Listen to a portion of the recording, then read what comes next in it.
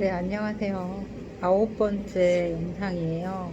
9번째 영상에서는 신고와 폭력에 관해서 원투 그렇게 글이 있습니다. 한번 읽어볼게요. 가정폭력이 잘 말하여지지 않으면서 피해 사실은 공식 통계에도 잘 잡히지 않는 암수 통계로 존재한다. 사건을 처음 신고했던 파출소에는 해당 신고 기록이 없었다. 왜 신고 기록이 없냐고 물어보니 일상 다반사라서 기록하지 않는다는 답변이 돌아왔다. 이후 청문감사실에 민원을 넣었지만 해당 경찰관이 퇴직을 했다며 더 이상의 문제 제기에 난색을 표했다. 변호사가 사임하고 어려움을 겪던 중 여의도 가정법률사무소에 찾아가 두 번째 상담을 받았다. 상담 변호사는 경찰 서류의 보관이 2년밖에 되지 않는다는 사실을 알려주며 서둘러 경찰서 신고 서류를 확보할 것을 안내하였다. 가정폭력 사건이 장기적인 특성을 가진다는 점을 생각해보면 경찰이 신고 기록을 1년밖에 보관하지 않는다는 것도 매우 이상하다. 신고와 폭력 두 번째 글입니다.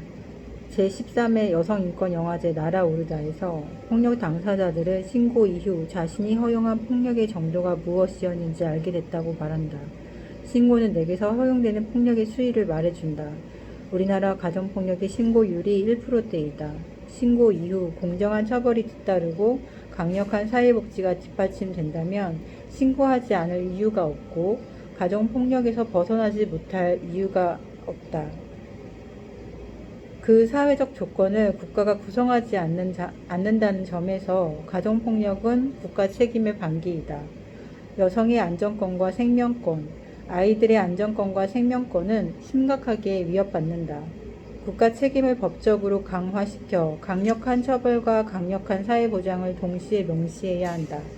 결국 신고하지 않는 폭력은 접수되지 않고 신고 이후의 부당한 처리 과정에 관해서 말하지 않고서 사태는 달라지지 않는다.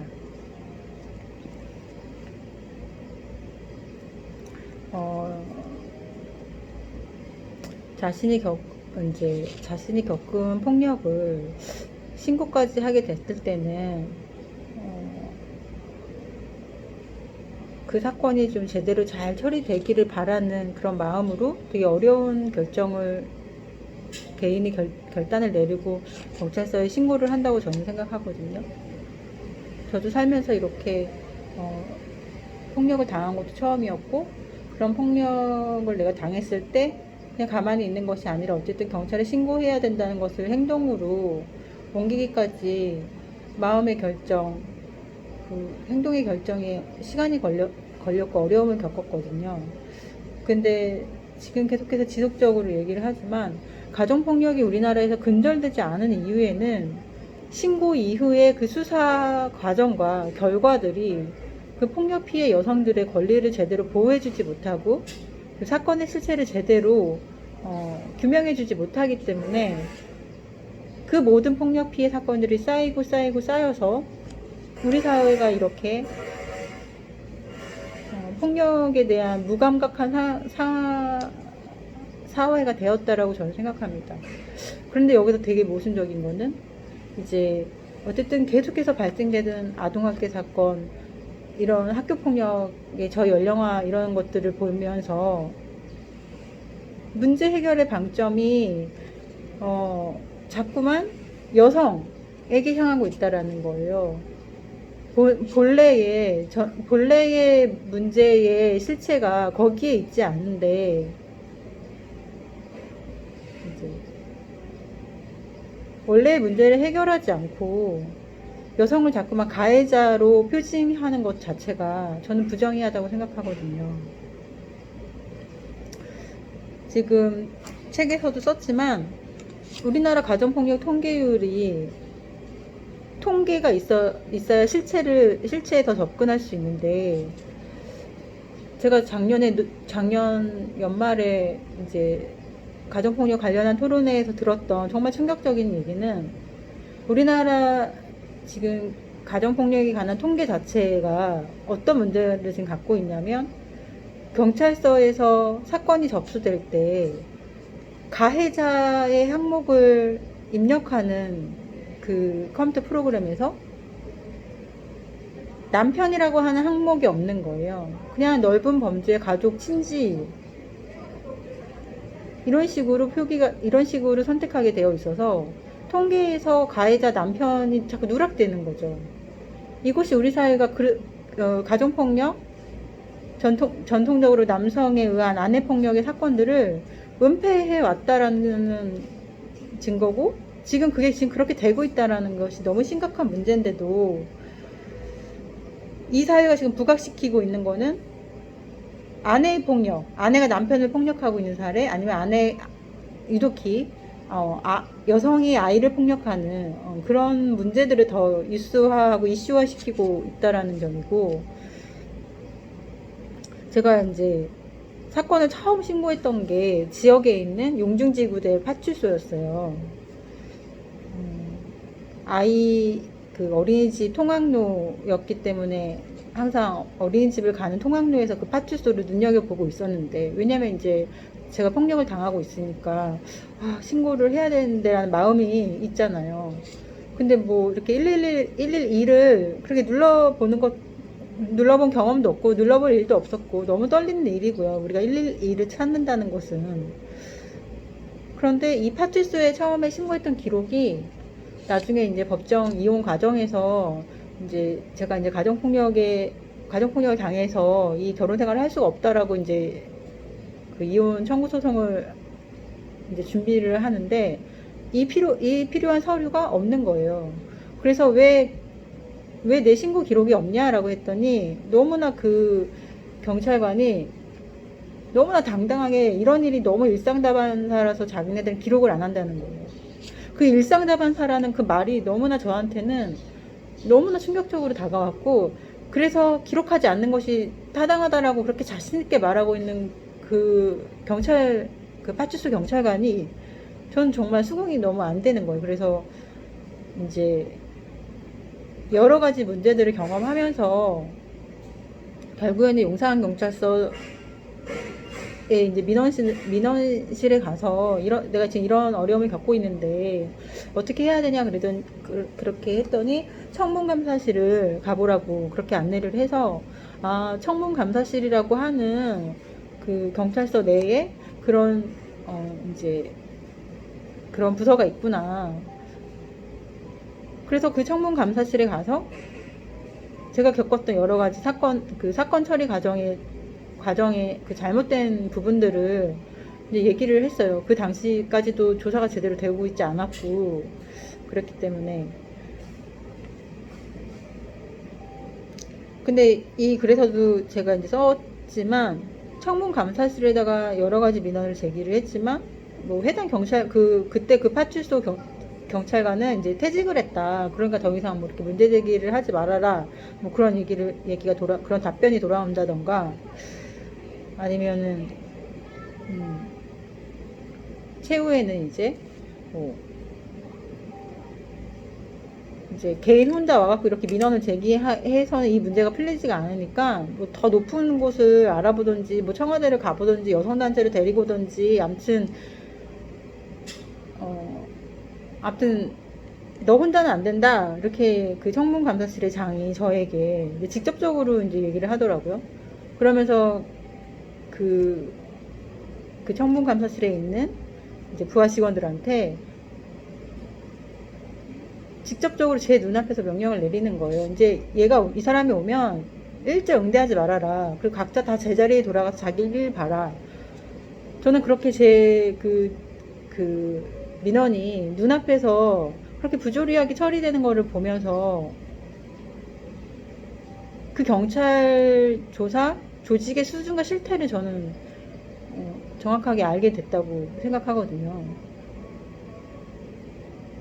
제 기준과 이상과 상식이 높았던 것인지, 아니면 그 조직의 수준과 전문성이 2020년 현재 그런 수준인 것인지, 그래서 무엇이 더 찾아가야 하는 올바름인 것인지 저는 생각을 해봤으면 좋겠습니다. 지금 제가 목소리를 높이고 얘기하는 부분이, 원래 몰랐어? 원래 그래. 원래 아, 너가 진짜 순진하구나. 너가 정말 모르는구나. 우리가 그런 얘기를 들어야 될 것들은 아니잖아요. 어. 그리고 이제 가정법, 그 여의도에 있는 그, 가정법률 사무소를 찾아갔을 때도 참 이 가정법률 사무소 참 제 할 일을 안 하는데 이런 생각이 저는 들었어요.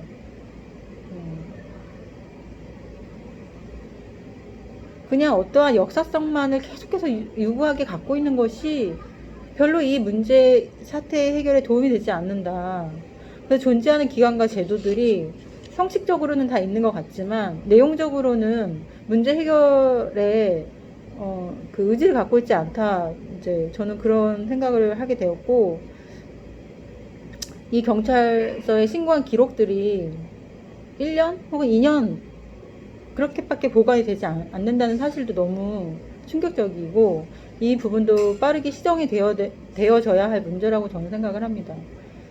가정폭력이라는 사건이 굉장히 이렇게 반복적이고 지속적이고 장기적인 특성들이 좀 있고, 또 이렇게 피해자와 가해자가 뒤바뀌는 사례가 너무나 많고, 피해 여성들이 그 폭력을 인정받기까지 너무 어렵고 그런 문제들이 있는데, 기록 자체를 이렇게 1, 2년 안에 없앤다는 것도 좀 굉장히 바람직하지 않다고 생각하고, 오히려 폭력 피해를 규명할 수 없게끔 하는 그런 제도들이 지금 계속해서 간행적으로 진행되고 있다라는 것. 경찰 조직의 성비만이 문제가 아니라 그 경찰 조직의 9대1 남성 90%로 이루어진 경찰 조직의 성비만이 문제가 아니라, 이렇게 가정폭력에 관한 그 통계 기록의 누락, 항목에서의 누락, 또 신고 기록의 보관이 짧은 점, 다 가정폭력을 은폐하고 있는 이 사회의 그 잘못된 관행들이거든요. 그래서 이제 이런 점들이 해소가 되어져야 될 것 같고, 작년에 이제 저도 처음으로 여성인권 영화제를 가서 이제 우리 여성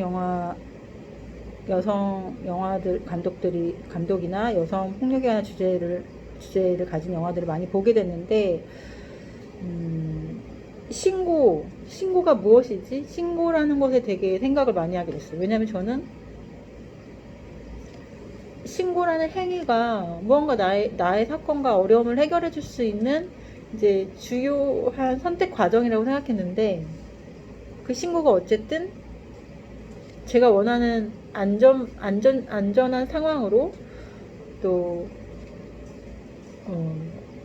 더 이상의 폭력이 일어나지 않기를 그런 마음으로 했었던 그런 결단적인 그런 그런 행동이었는데, 전혀 그 신고가 그 안전함을 가져다 주지 못했잖아요. 그래서 이제 신고는 내게서 허용되는 폭력의 수위를 말해준다. 이게 무슨 말이냐면, 신고를 하지 않으면 어쨌든 제가 그 폭력을 계속해서 용인해주는 결과가 된다는 것. 그래서 물론 지금 신고 이후에 처리 과정들이 이렇게 부당함에도 불구하고 그렇다고 해서 신고하지 않아야겠다, 신고가 더 도움이 되지 않으니까 신고하지 않아야겠다, 이렇게 마음을 먹기보다는 신고를 하고 그 이후의 행태들이나 진행 과정들에 대해서 또 잘못된 것이 있으면 잘못됐다라고 말할 수 있는 힘을 길러가는 거. 꼭 두려워, 숨어야 해, 도망가야 해, 이런 그 여린 마음을 갖기보다 같이 같이 이제 시민사회에서 연대가 되어서 이 문제를 좀 해결해 가는데 힘을 모았으면 좋겠다라는 생각이 듭니다. 이게 지금 가정폭력을 당한 피해 여성이 어떤 기존의 여성단체의 도움을 받지 못하고, 또 이제 그 경찰과 가정에서는 폭력을 행한 남편, 또 신고 이후에는 경찰 조직, 그 사건을 은폐하는데 공조하고 공모한 경찰, 그리고 그 경찰이 2차 가해를 하는 것들을 또 용인해준 검찰, 그런 결과물들을 가지고 온당한 판결을 했다라고 하는 법원까지 정말 하나의 일렬한 공조와 공모된 행위들이거든요. 그거를 지금 가정폭력 피해 당사자인 개인 한 명이 다윗과 골리앗의 싸움을 지금 하고 있는 것인데, 오늘도 이제 제가 지금 영상을 엊그제 어제 이렇게 해서 올리고 있는데, 여러 가지 방해가 있어요. 그동안 3년 동안 제가 페이스북에서 매일매일 저의 활동들도 생각들, 그런 것들을 기록하고 정말 불특정 다수에게 저의 문제를 알리고 생각을 알리고 그런 행동들, 이제 공익 활동을 해왔는데, 그 기록 전체가 이제 사라지게 된 거예요. 누군가가 계정을 해킹을 해서 계정이 이제 탈취가 된 건데, 본인 확인을 페이스북에서 해주지 않아서 지금 이렇게 결국에는 저를 정말 이 말도 안 되는 이 유튜브 세상으로 오게끔 했고,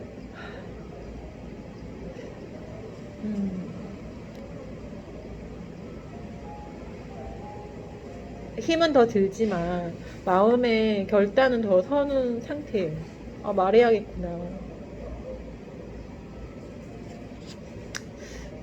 제가 이제 남편한테 막 목이 졸리고 막 너 같은 년이 죽어야 된다라는 그런 폭력을 당한 그 트라우마나 폭력의 피해를 몸은 기억하고 있고 마음은 기억하고 있잖아요. 그리고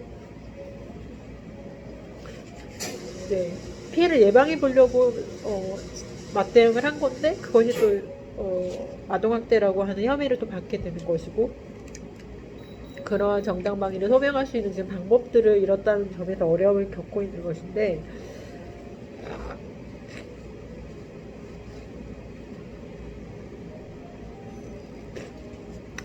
어쨌든 죽지 않고 지금 살아있고, 처음 말하기를 시작했을 때보다 이 말하기의 정당성을 저 스스로가 알겠고, 그리고 아직 여러 가지 방해나 장애물들이 계속되고 있지만, 말을 할 수 있을 때까지는 어쨌든 이 목소리를 놓지 않겠다라는 생각을 하고 있습니다. 왜냐? 가정폭력이 끝나야 우리 사회의 폭력이 근절될 수 있다고 저는 생각을 합니다. 우리가 여러 가지 반성폭력 운동을 하고 있는데, 가정폭력이 말아지는 것이 얼마나 힘든 일인지를 알기 때문에, 이미 제가 이제 3, 4년 활동하면서 여기서 스탑하면 또 누군가가 그렇게 또 시작을 해야 되니까 이제 포기하지 않고 가는 게 중요하겠다라는 생각이 들고,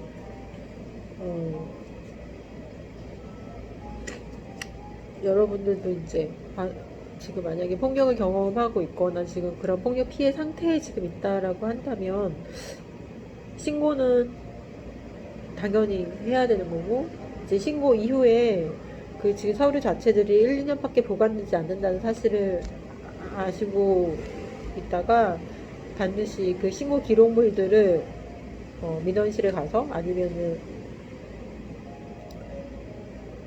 정보공개 청구를 해서 본인의 신고 기록 사실을 꼭 서류로 갖고 있으셔야 된다고. 그러니까 신고하고 끝 이게 아니라 신고의 결과물들을 항상 확인하셔서 경찰이 제대로 수사를 하고 있는지, 내 사건이 잘 이렇게 처리되고 있는지, 또 그런 것이 가정보호 사건으로 또 넘어가서 본인의 폭력 피해 사실들을 밝힐 수 없다거나 그런 것이 있다라면, 뭔가 하여튼 부조리하다라고 생각하는 부분이 있다라면, 저는 어쨌든 공개적인 이의 제기들을 똑같이 해야 된다고 생각합니다. 신고 이후의 부당한 처리 과정에 관해서 말하지 않고는 사태는 달라지지 않는다.